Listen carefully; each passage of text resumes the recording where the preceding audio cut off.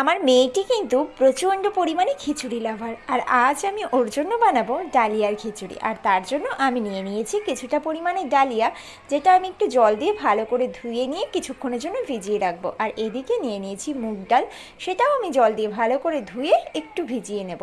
আর এদিকে নিয়ে নিয়েছি একটা ক্যারট, অন্যান্য সবজিও ব্যবহার করা যায়, আমি শুধু ক্যারটই নিয়েছি।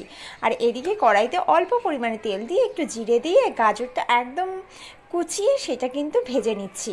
আর তারপরে দিয়ে দিচ্ছি ডালিয়াটাও কিন্তু গাজরের সঙ্গে সুন্দর করে মিশিয়ে নেব। মেশাতে মেশাতে দেখব এই যে যে জমাট জমাট বা ভাবটা এসেছে, এটা কিন্তু একদম ছেড়ে যাবে যখন ডালিয়াটা ভাজা স্টার্ট করব।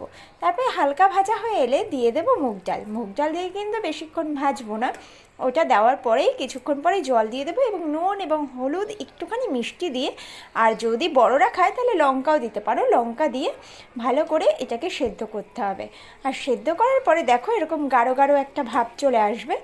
এটা যখনই চলে আসবে তখন কিন্তু একটু ধনেপাতা কুচি দিলে জাস্ট এর টেস্টটাই আলাদা হয়ে যাবে।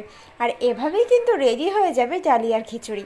আমি কিন্তু আমার মেয়েকে এভাবেই ডালিয়ার খিচুড়ি বানিয়ে দিই এবং ওটা খুব মজা করেই খায়। তোমাদের কেমন লাগলো রেসিপিটা অবশ্যই জানিও।